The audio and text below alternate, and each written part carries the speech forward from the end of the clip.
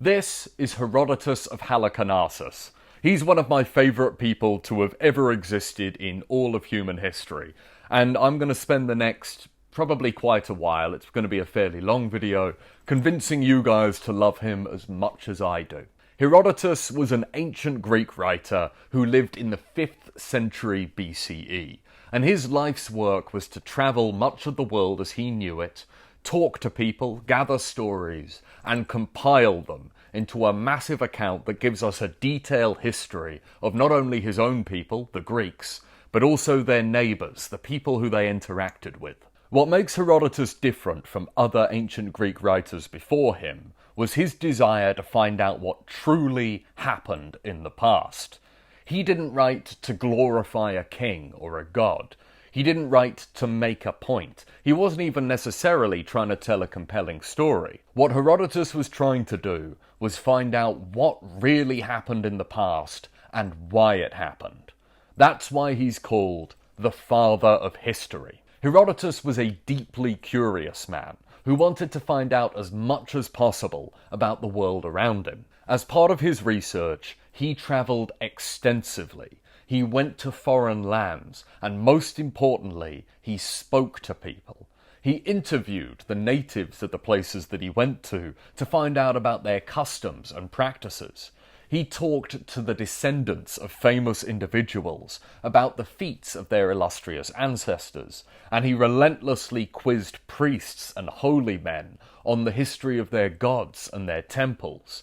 He made inquiries, he asked questions, and in this sense, he's the father of journalism as much as he is the father of history. He then compiled his work into this book, the Histories.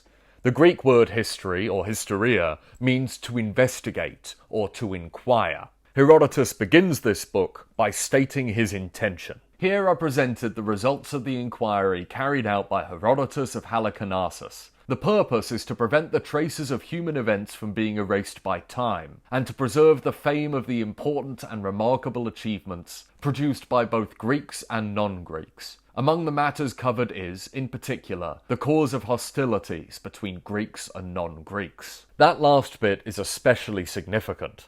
Herodotus was only a child when, in the year 480 BCE, Xerxes, the king of the great Persian Empire, invaded Greece, determined to conquer and subjugate it. Completely against the odds, the Greeks won this massive war, and they retained their independence. Herodotus grew up in the aftermath of this generation-defining conflict, and he wanted to get to the bottom of why it happened and why things turned out the way that they did. In his work, Herodotus breathes life and colour into an era that we might otherwise have only a surface-level understanding of. He gives details that we might otherwise never have known. He gives personalities to the cold, stone faces of kings and tyrants that we see inscribed on the walls of palaces and temples. He gives names to the soldiers that fought and died in the battles that decided history. And he gives a voice to ordinary people. Priests, travellers, philosophers, the people who he meets and interviews on his travels. This is why I love Herodotus. He brings the past to life in a way that nobody before him, that we know of at least, ever had before. And this book is chock-a-block full of entertaining stories and anecdotes, and more than a few fanciful tales. I'm personally quite attached to Herodotus. He was the first ancient source that I ever read all the way back in school.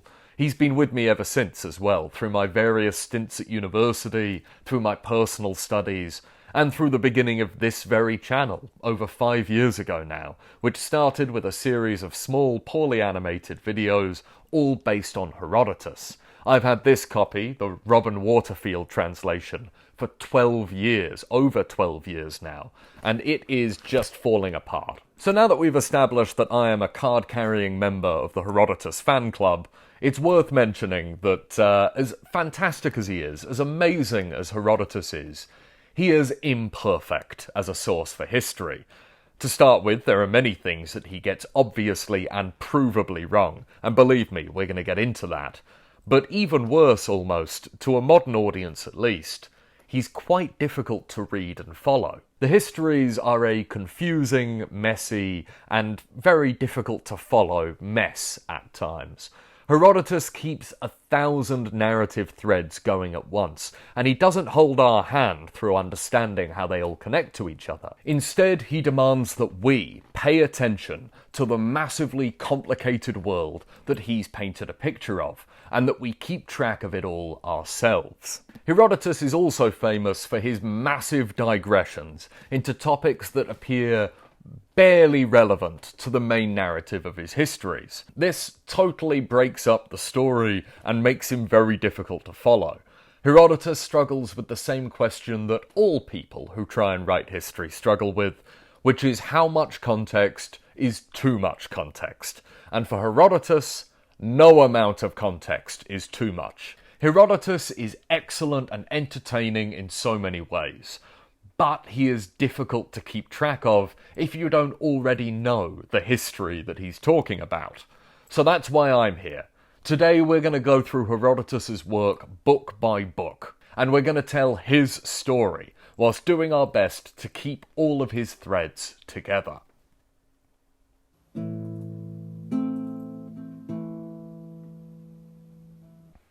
The first book of Herodotus is split into two broad narratives, the stories of the rise and fall of two powerful kings, Croesus of Lydia and Cyrus of Persia. We'll start with Croesus. Croesus was king of Lydia, this part of the world here, and when he came to power in the 6th century BCE, the kingdom of Lydia was at its height.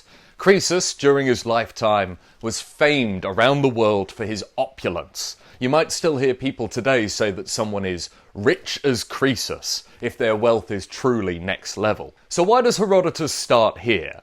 I mean, he's already stated his intention. He wishes to find the origins of the conflict between the Greeks and the Persians.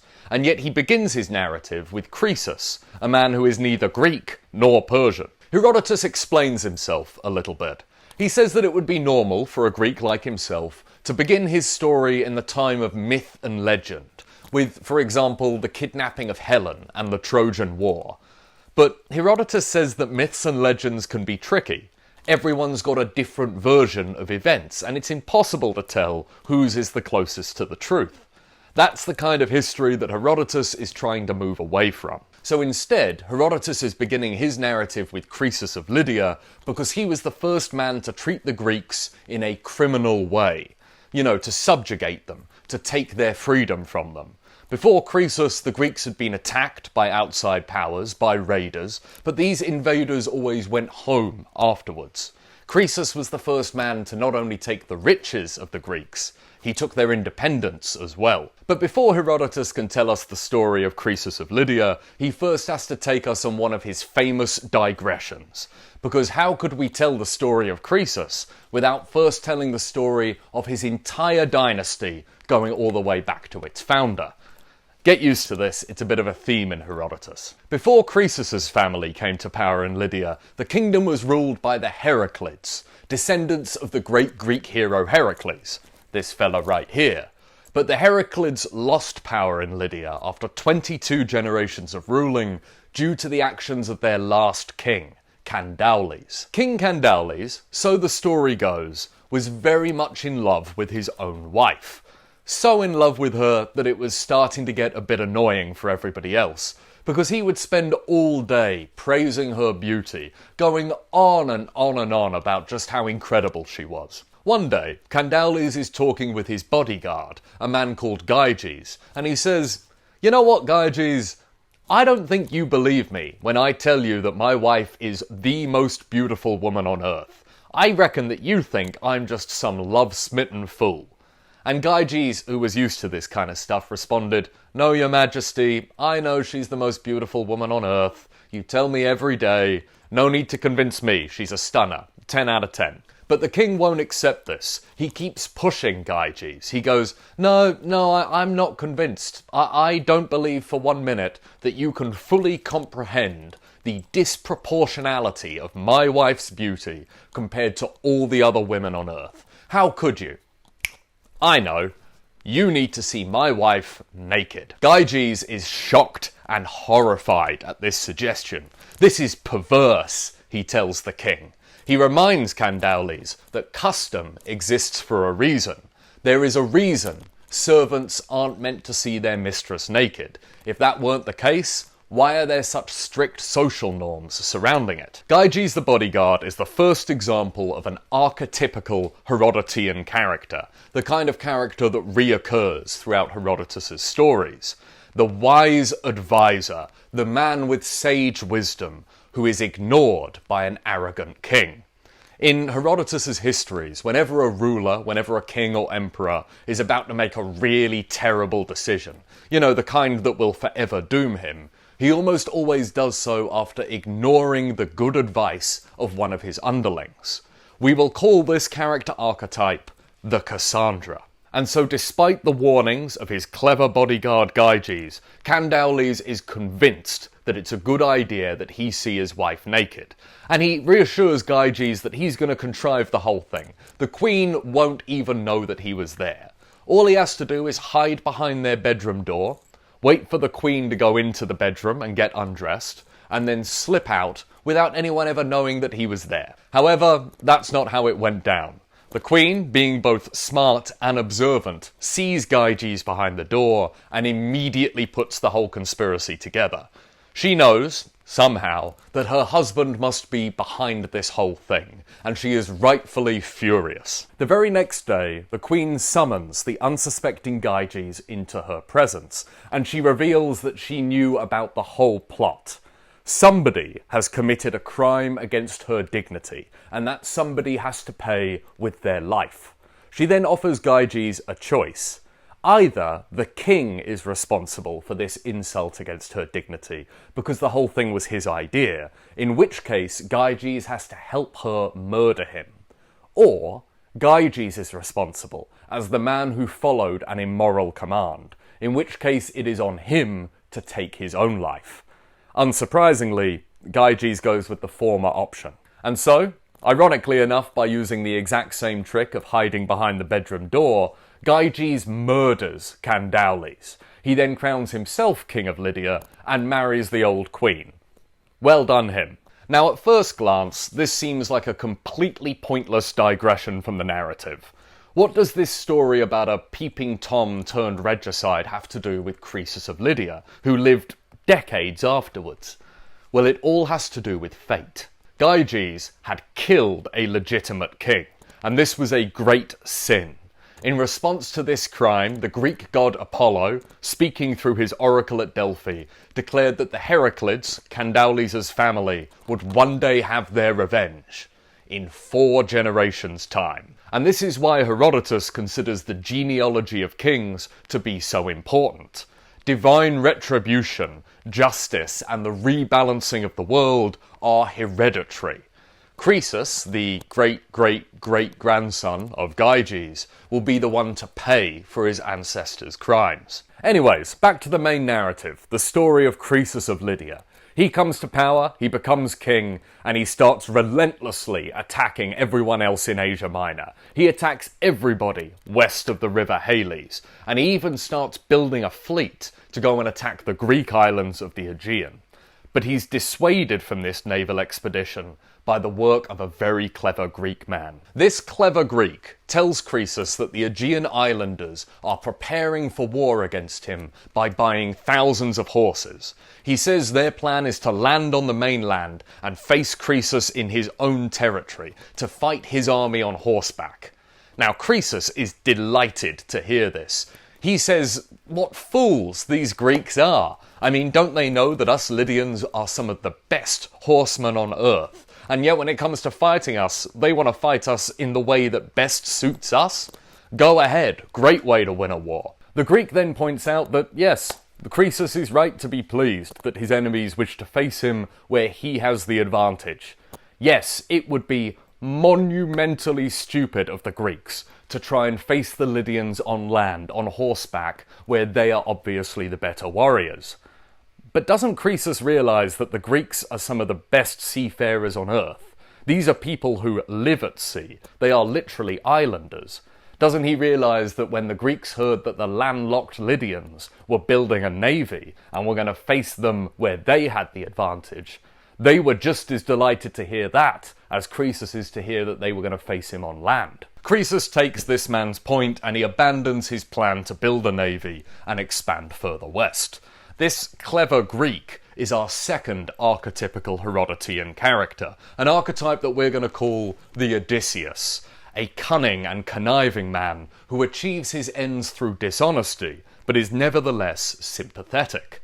This clever Greek manipulated and lied to Croesus, but in doing so, he saved his own people from invasion. Despite this minor setback, Croesus is still a wealthy, successful, powerful king, ruling his massive empire from its capital city of Sardis. And one day, when he's reclining in his palace, he receives a distinguished visitor, a man named Solon, who came from Athens. Solon is a famous Athenian lawgiver, sage, and poet, and Croesus is delighted to have such a guest. He shows him all round Sardis, he shows him how wealthy he is, he shows off his great riches, and then one day at dinner, Croesus turns to Solon and asks him, "Who is the happiest person you have ever met?" Solon answered, fairly confusingly, with 3 pretty ordinary dead people.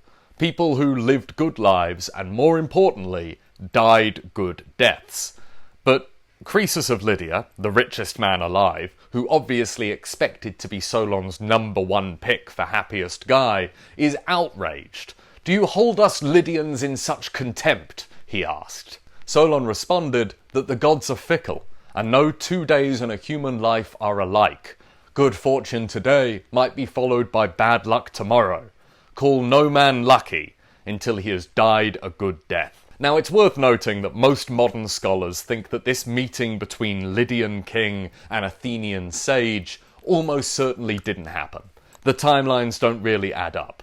But Solon's purpose in Herodotus's narrative is to act like Gyges the bodyguard as a Cassandra character, a wise advisor who warns an arrogant king that his downfall may be imminent. And much like with Gyges the bodyguard, his warnings go unheeded. Croesus does not appreciate Solon's wisdom. He is himself an archetypical Herodotean character, an archetype that we will call the Agamemnon, the arrogant king, blinded by his own success, who doesn't realise that he is destined to fall. Just as Solon warned, Croesus's good luck begins to run out. First of all, his son and heir is killed in a hunting accident, and this sends the king of Lydia into a deep 2-year depression. He then hears that his close ally and brother-in-law, Astyages the king of Media, has been overthrown by some upstart king, someone called Cyrus the Persian. Croesus is growing increasingly concerned about this new people, these Persians, this growing power, but he's not really sure what to do about it. So he consults the oracle at Delphi for advice. At Delphi, there was a temple to the Greek god Apollo, the god of disease, music, the sun, and most importantly, prophecy. Apollo knew the future, and sometimes, if he felt generous, he would offer hints to his followers, which he would give through his priests and temples. There were many such temples across the ancient world, but the oracle of Apollo at Delphi was the most famous and the most important one. Croesus sent several extravagant gifts to the oracle of Apollo at Delphi. This was how religion worked back then. You wanted the god on side, you gotta pay. He then asked the oracle 2 questions. What will happen if he made war on the Persians? And if he does make war, who should he turn to for an alliance? The priests of Delphi would then take Croesus's question to a woman called the Pythia, the high priestess. This woman, who was possibly hallucinating on fumes released by tectonic activity in the area, would then provide an answer. The Pythia says that if Croesus makes war on Persia, a great empire will fall. And if he chooses to do this, he should seek out the most powerful of the Greek cities and ally himself to them. But Croesus is still unconvinced, so he asks a 3rd question. He asks, "Will I rule for a long time?" And the Pythia responds, "When a mule becomes king of the Persians, it is time." Croesus is delighted with this response. If he attacks the Persian Empire, a great empire will fall. Surely that means the Persian Empire will fall. Right? Right? Anyways, he's just been told that his rule will only end when a mule becomes king of Persia, which is obviously never going to happen. I mean, the Persians are a strange people with bizarre customs, but they are not ruled by farm animals. They are ruled by very human kings. A mule will never be king of Persia, so Croesus's rule will never end. Right? That's what the oracle meant, right? There's no chance of like a double meaning in there or like a metaphor or something. It's literal, right?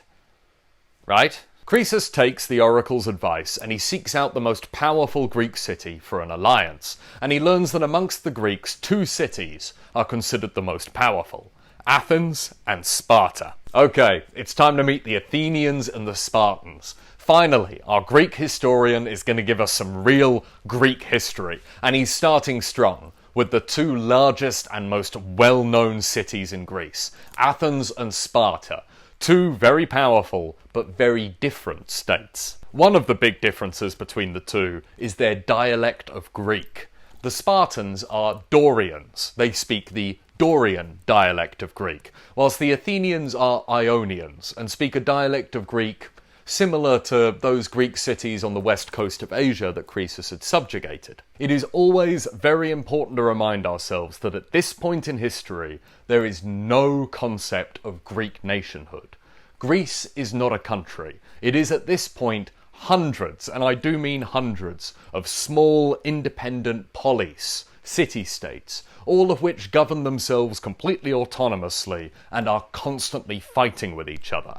But although there is no Greek nationhood, there is a Greek identity. To be a Greek, or to be a Hellene, is to share in a broad culture, a language, and a pantheon of gods. Okay, so let's start with the Athenians, the Ionian Greeks. You might know them from such hits as democracy, philosophy, and theatre, but let's not get ahead of ourselves. Pericles, Socrates, and Sophocles are all way off in the future, as is the democratic government that Athens would become famous for. At this point in history, during the time of Croesus, Athens was ruled by a man called Pisistratus, the tyrant. Quick note on the word tyrant, by the way. In our modern era, tyrant is a pretty negative word. To call somebody a tyrant usually means that they're unjust or cruel or something like that. But to the Greeks, the word tyrant had a subtly different meaning. It was possible in ancient Greece to have a good tyrant. Tyrants were rulers who came to power via illegitimate means, autocrats who were ruling unconstitutionally. So a king is an absolute ruler who inherits the job. A tyrant is an absolute ruler who earns it. And Pisistratus had certainly not come to power via legitimate means. He took power in Athens 3 times in total, using conniving, cunning, trickery, alliances, and political illusion.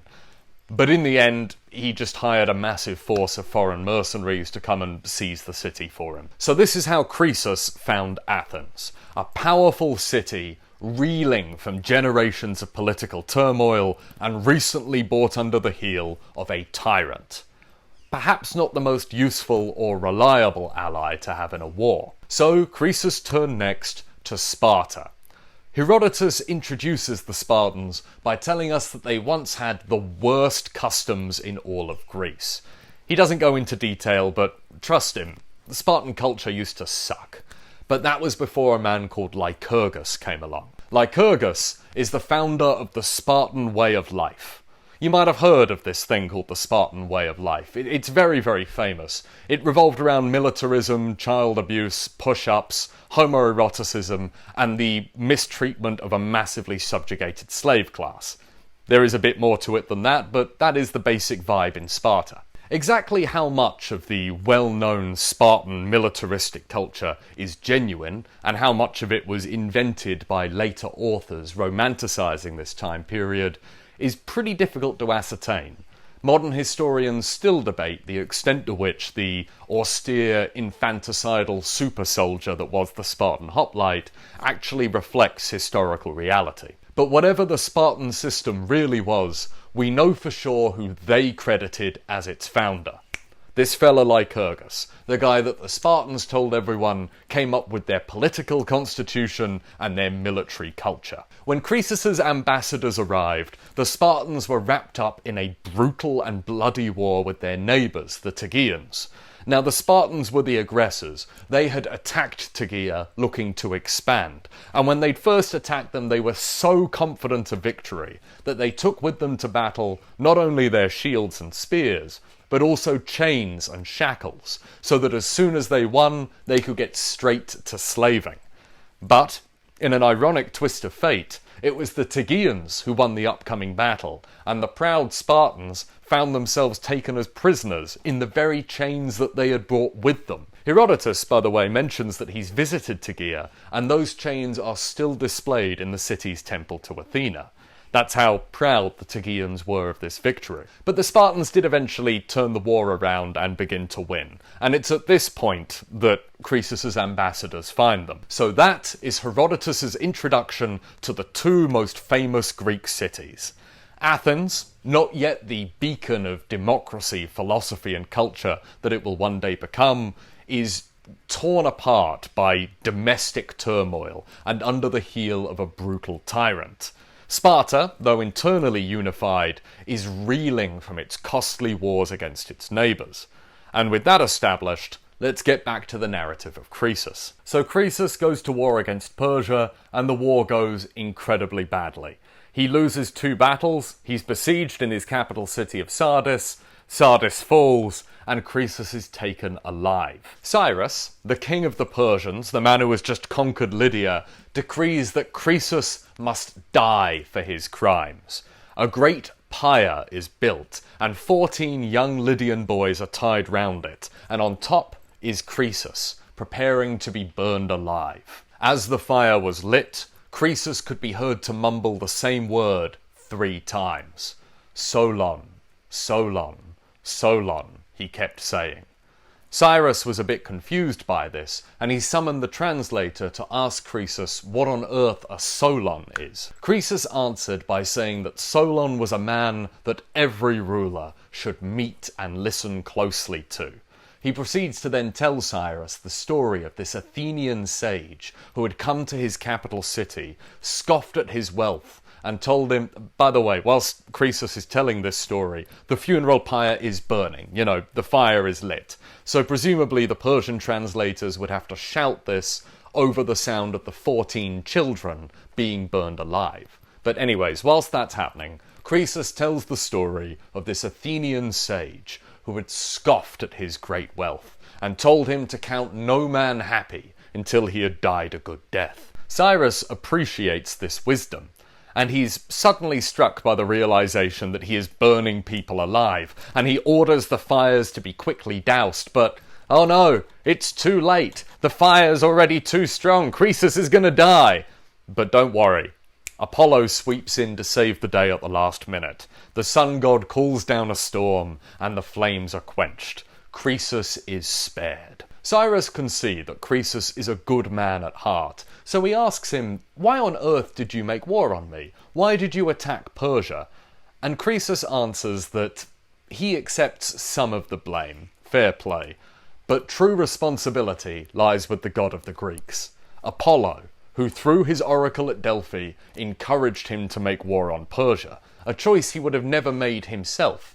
After all, every wise man knows that peace is preferable to war. Herodotus then drops one of the most iconic lines in all of the histories. In peace, sons bury their fathers. In war, fathers bury their sons. 10 out of 10, that is. A Rome Total War loading screen classic.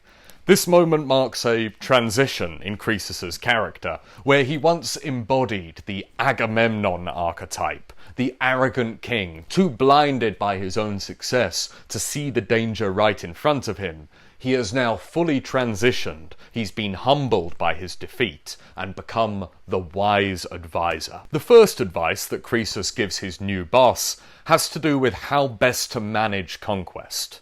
He looks around at the ruins of his great capital city of Sardis, and he sees the Persian soldiers running back and forth, stealing everything they can, ransacking houses, stripping the gold from the palace, looting everything in sight. And he turns to Cyrus and he says, "Great king, what are your men doing?" And Cyrus smiles back at him and says, "Well, they are looting your city. That's what we do after victories." And Croesus smiles back at his new master and he says, "Great king, this is not my city anymore. This is your city they're looting." Cyrus realizes on the spot that it was not Croesus's property being destroyed anymore, it was his. And then Croesus comes with another warning. He says, if you let your men get too rich, Cyrus, if you let them get too wealthy off of this plundering that they're doing, they're going to turn on you.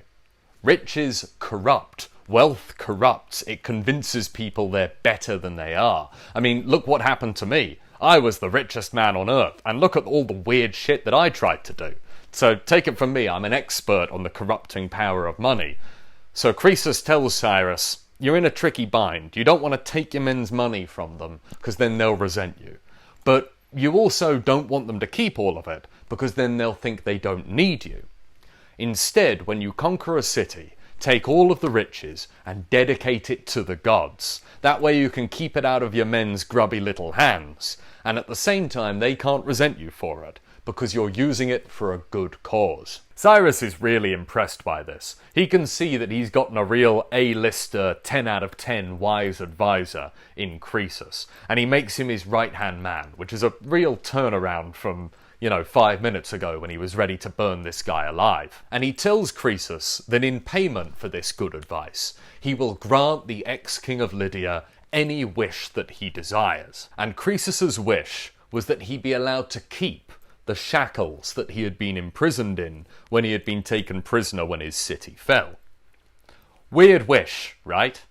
Well, Croesus desired to make one final donation to Apollo, the god of the Greeks, to send one final gift to the oracle at Delphi.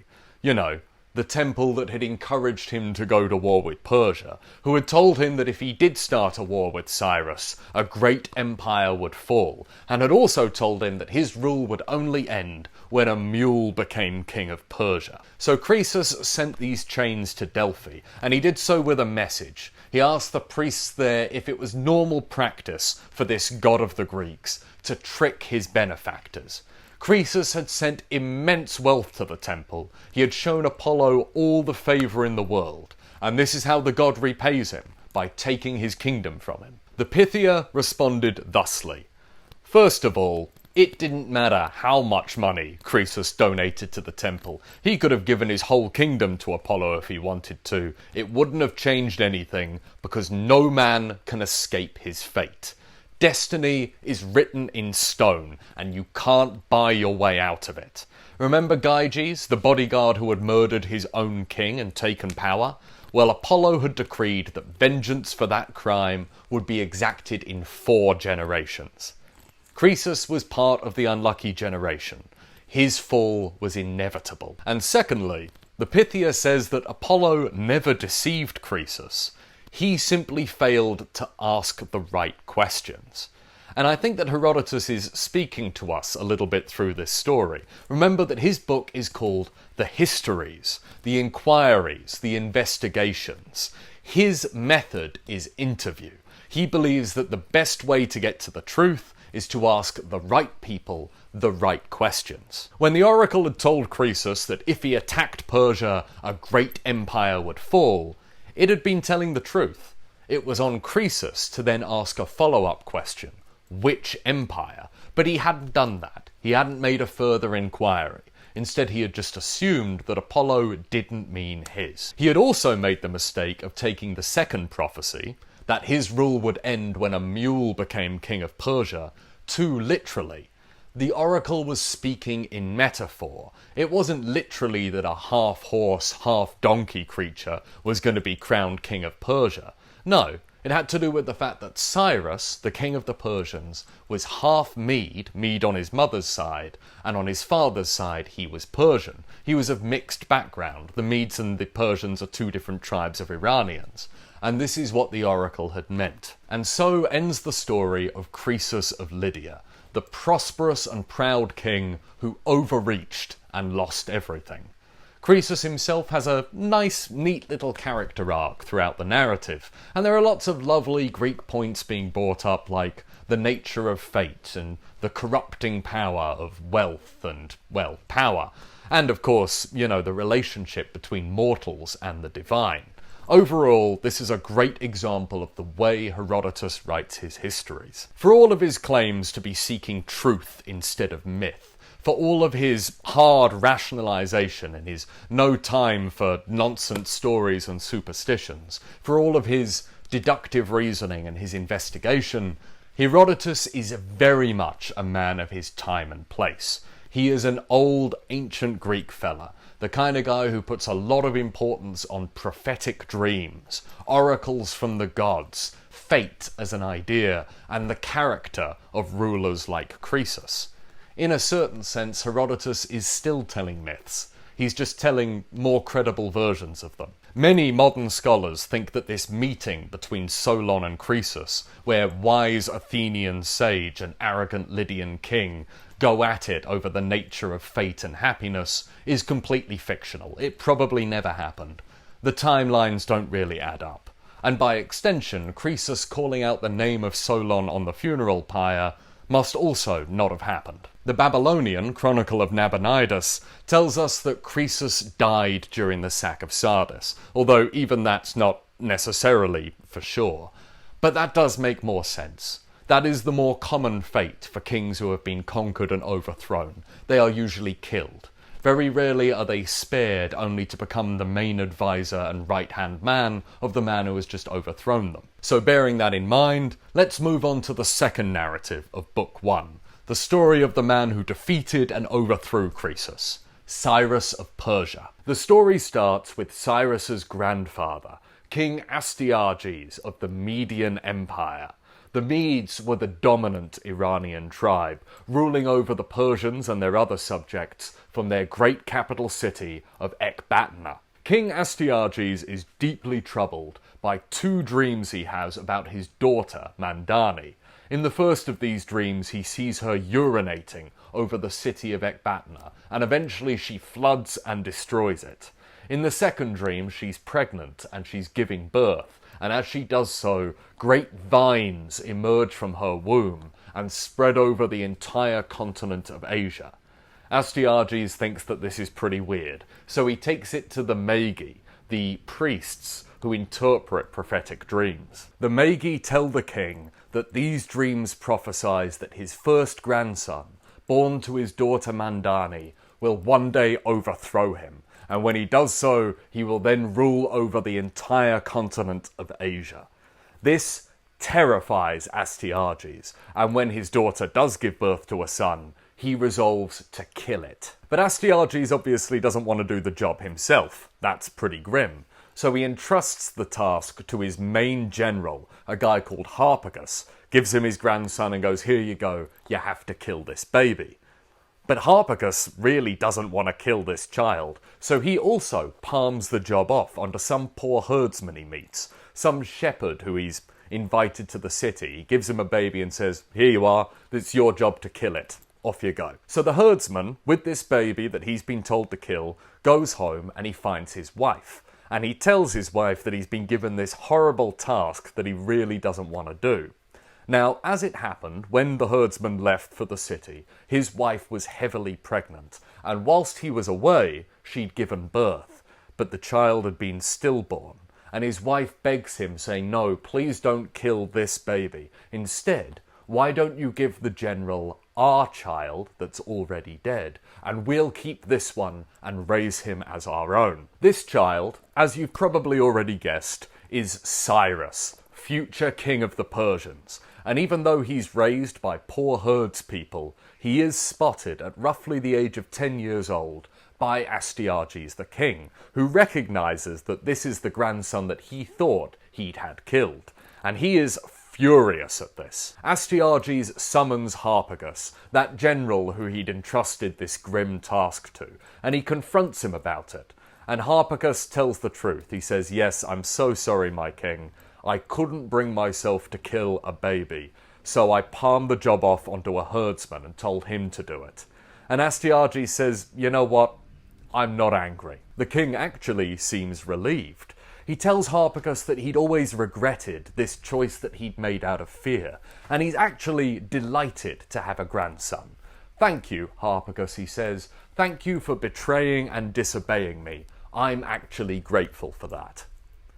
At least, that's what the king says. Astyages then says to Harpagus, hey, you've got a 13-year-old son, don't you? Yeah, I remember you've got a little 13-year-old. Why don't you send him to the palace to be a ward? He's roughly the same age as my grandson. Maybe they can be friends.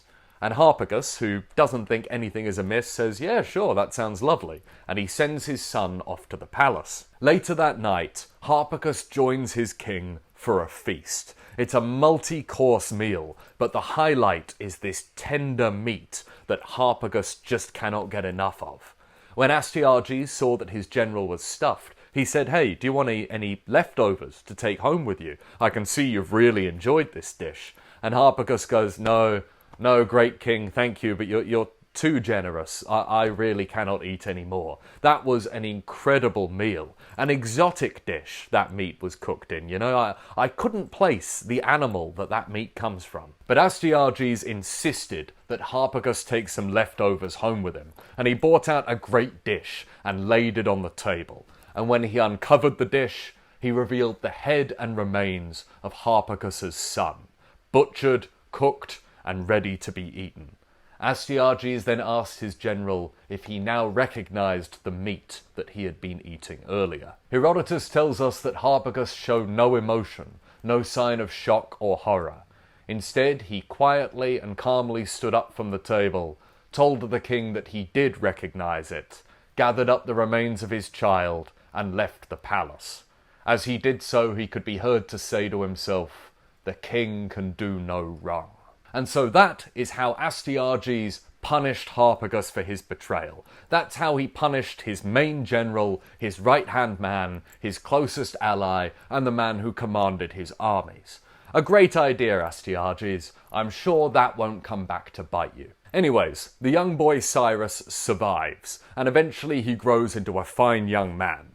When he's all grown up, he teams up with Harpagus, they overthrow Astyages, they take over the Median Empire, and they rebrand it to the brand new Persian Empire. And we already know what happens next. Croesus, the king of Lydia, foolishly attacks Cyrus, is beaten, and loses his kingdom, including the Greek cities that he had subjugated, which are now part of the Persian domains. And this is how the Persians and Greeks, these two people who will one day clash so climactically, first meet each other.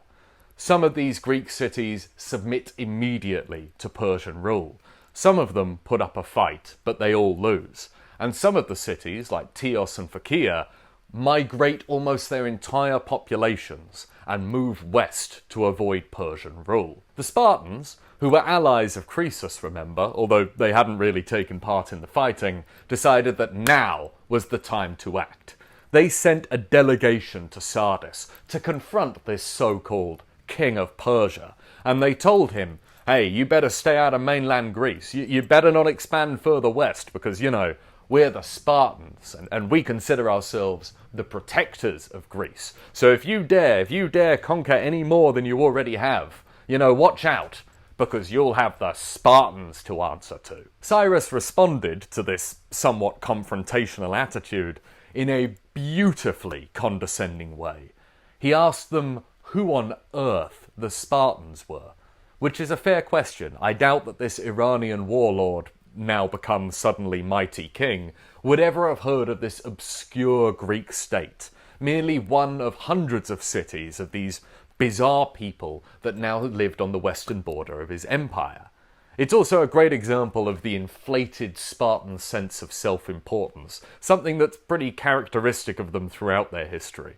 Of course, we know, with the power of hindsight, that in about 50 years' time, the Persians are going to learn all about the Spartans. The rest of Cyrus's life and reign is fairly successful. His most significant achievement is his conquest of Babylon, the most powerful city in Mesopotamia, and really the only remaining rival to Persian power in the region. This conquest in particular floods Cyrus's new empire with wealth and riches. Herodotus tells us that of all the Persian domains, a full third of the empire's wealth came from Babylonia alone. Cyrus is at the height of his power, but power can be a corrupting influence. So far, Cyrus has been portrayed in a fairly positive light by Herodotus. He's magnanimous in victory, apart from that one occasion he almost burned Croesus to death. And, he's not too cruel, he's not too brutal, he's not sadistic, he's not overly arrogant. But, just as happened with Croesus, prosperity starts going to Cyrus's head.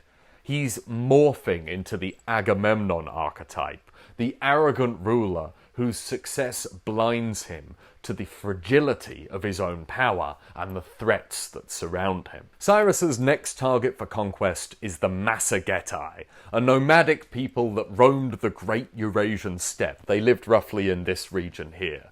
To the Greeks, they were a strange and alien people with bizarre customs. Herodotus tells us that the Massagetae, in the way that they dress and the way that they look, are very similar to their western neighbours, the Scythians. We'll be hearing more about the Scythians later on. And that they worship the sun, primarily, and they fight on horseback with bows, spears, and a kind of axe warhammer type thing called a sagaris. Interestingly, Herodotus says that they practiced open marriages, which could well be true. Polyamory is a bit more common in nomadic cultures where constantly moving around makes it a bit trickier to stick with one person. He says that if someone wants to sleep with another man's wife, he leaves his quiver of arrows outside their tent as a sign of his interest. And very interestingly to the patriarchal Greeks, the Massagetae are not only ruled by men. This tribe has queens, and it is one such queen, a woman called Thamyris, who rules over them when Cyrus comes north to attack. Herodotus spends a lot of time dwelling on queens and female rulers in his histories. Coming as he did from ancient Greece, which was very, very patriarchal, he seems endlessly fascinated by powerful women. Women who break the mold of the gender roles that Greeks would have expected from them. Warrior women, wise women, female rulers and queens who rule more effectively than their male counterparts. The histories are filled with characters like this. Now don't get too excited. Herodotus is hardly an ancient feminist, but he is clearly fascinated by powerful and competent women. So Thamyris, this warrior queen of the Massagetae, is the first example of yet another Herodotean archetypal character, one that we will call the Penthesileia, a woman who outmans the men who surround her. Now, when Cyrus of Persia first turns his eye to conquering the Massagetae, he tries initially to do it the diplomatic way, and he offers himself in marriage to Thamyris. But the queen is too smart for this. She knows that he doesn't desire her, it's her kingdom that he's after, and so she turns him down. So Cyrus marches an army to the border of Persian domains and the Massagetae's land, and when he's there, Thamyris sends him a message. King of Persia, abandon your zeal for this enterprise. Stop and rule your own people, and try to endure the sight of me ruling mine. But no, you won't take this advice, since peace is the last thing you desire. Thamyris then presents Cyrus with a choice. Either he can withdraw 3 days into Persian territory, and she'll cross the river and meet him there and they'll have a big fight, or she'll withdraw 3 days into her territory. She'll let him invade, and then they can fight on her land. Cyrus debates this, what to do, and most of his advisors say, oh, withdraw into our territory. Fight her on our own turf, we'll have the advantage there. All of his advisors say this, except for Croesus. Croesus reminds Cyrus that fortune is a wheel. No single person can be on top forever, and he should always be cautious and plan for the possibility of defeat. If he is defeated in Tomyris's territory, he can still withdraw. He can still make another defensive line and try again. But if he allows this tribe to come into the Persian Empire and defeat him in his own lands, he might lose the whole place. Croesus also suggests another idea, a trick. He reminds Cyrus that the Massagetae are not big drinkers. These nomadic people don't have a whole lot of alcohol drinking. Not like the Persians, who love a good piss-up. And so he says, why don't we abandon a load of wine in the field? And when they drink it, we can attack them then. And this is exactly what the Persians do. They feign a retreat, they leave behind a large quantity of wine, the Massagetae drink it, and they get incredibly drunk, and they all pass out. And then the Persians can come in and easily capture them. Cyrus uses this to not only capture a large portion of Tomyris's army, he also captures the queen's son. The capture of the queen's son is great news for the Persians. He's going to be a very useful hostage. Maybe they can negotiate a very favourable peace now, or something like that.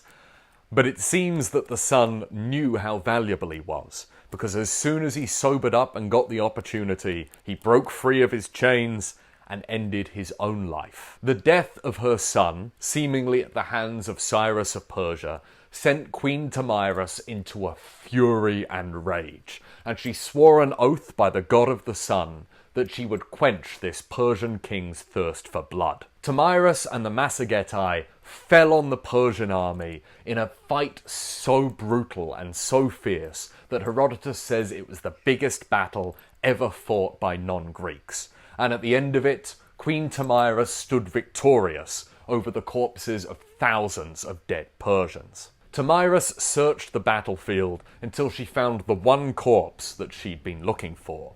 Cyrus had fallen in the battle, and upon beholding his body, Tomyris beheaded it, and then she stuffed it into a wineskin filled with blood.